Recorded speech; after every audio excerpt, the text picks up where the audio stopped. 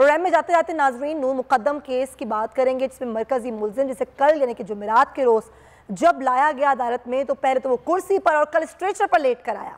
कल एक रिपोर्ट जाहिर जाफर की पेश की गई, जिसमें मुकम्मल तौर पर उसे फिट करार दिया गया, जिस्मानी तौर पर भी और जहनी तौर पर भी। लेकिन जो मुलजिम था वो स्ट्रेचर पर लेट कर आया और बार बार ये कहा जा रहा है उसके वकील की जानिब से कि जो मुलजिम जाहिर जाफर है इसकी जहनी हालत दुरुस्त नहीं।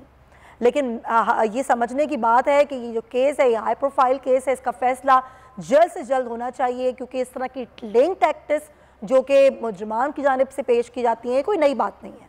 और ख़ास तौर पर जाहिर जाफर जैसे जहन वाले शख्स के हवाले से अगर हम बात करें तो ज़ाहिर आवाम में गम और गुस्सा पाया जा रहा है उसकी इस हरकतों पर। और जुमेरात को यानी कि कल की बात जिस तरह हम कर रहे हैं, तो जब इसको लेकर आया गया तो जब भी ये कहा गया कि ये फिट नहीं है, लेकिन एक रिपोर्ट जो पेश की गई उसे उस पर फिट फरार कहा गया। और ये भी पूछा गया कि मुलजिम को इस स्ट्रेचर पर किस कानून के तहत लाया गया है, इसको स्ट्रेचर किस कानून के तहत फराहम किया गया है। और इससे मुतालिक जवाब के लिए इस्लामाबाद पुलिस के ASP ने मुतादिर बार राब्ता जो है वो उनसे भी किया गया और उनसे ये कहा गया कि आप इसका जवाब दें। और जो कमरा अदालत में भी जो जाहिर जाफर था वो इसी तरह की हरकतें करता रहा और बार बार डिलेइंग टैक्टिस जो है उसकी जानिब से और उसकी वकला की जानिब से अपनाई जा रही है। तो देखना यह है कि कितनी जल्दी नूर मुकद्दम कत्ल केस का फैसला आता है, क्योंकि ज़ाहिर पूरा पाकिस्तान ये चाहता है कि जितनी बेदर्दी से नूर मुकद्दम को कत्ल किया गया उतनी ही